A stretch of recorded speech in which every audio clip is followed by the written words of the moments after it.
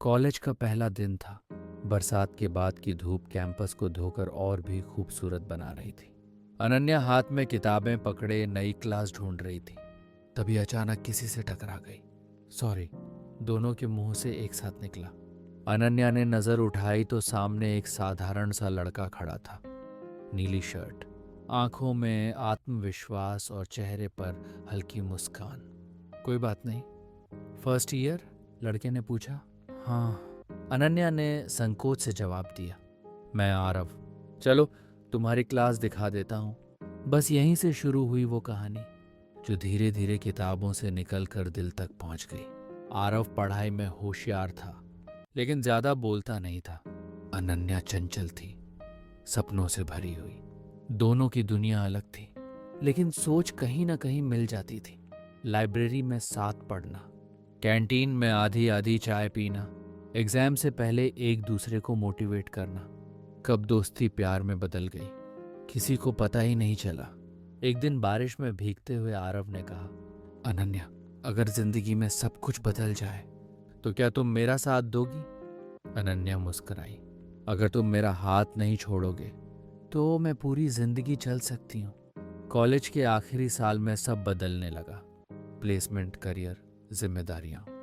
प्यार अब सिर्फ एहसास नहीं रहा, बल्कि एक फैसला बन गया। अनन्या ने अनन्या को दिल्ली में बड़ा पैकेज मिला। आरव एक मिडिल क्लास परिवार से था। उस पर घर की जिम्मेदारी थी। मुझे यहीं रहना होगा, आरव ने भारी आवाज में कहा। अनन्या चुप हो गई। वो समझ रही थी, लेकिन दिल मानने को तैयार नहीं था। तो हमारा प्यार? उसने बस इतना पूछा। प्यार छोड़ना नहीं चाहता कि, लेकिन हालात से लड़ने की ताकत अभी नहीं है। उस रात अनन्या बहुत रोई। पहली बार उसे लगा प्यार करना आसान है, लेकिन उसे निभाना सबसे मुश्किल। दिल्ली की भागती जिंदगी में अनन्या ने खुद को काम में डुबो दिया। आरव भी नौकरी और परिवार में उलझ गया। शुरू में कॉल्स आती थीं, फिर मैसेज, और धीरे धीरे सिर्फ यादें रह गईं। कभी कभी रात में अनन्या वही पुरानी चैट खोलती और सोचती, क्या हम थोड़ा और कोशिश नहीं कर सकते थे? 5 साल बाद एक सेमिनार में अनन्या की मुलाकात आरव से हुई। आरव अब आत्मनिर्भर था, आंखों में वही पुरानी सादगी। कैसी हो? उसने पूछा। जिंदा हूं, अनन्या मुस्कुराई, लेकिन आंखें नम हो गईं। दोनों ने कॉफी पी, पुरानी बातें की, लेकिन अब शब्दों में वो बेफिक्री नहीं थी। शादी? आरव ने धीरे से पूछा। नहीं। और तुम? नहीं। कुछ रिश्ते दिल में इतने गहरे होते हैं कि किसी और को जगह नहीं दे पाते। शाम ढल रही थी। दोनों अलग अलग रास्तों पर चल पड़े।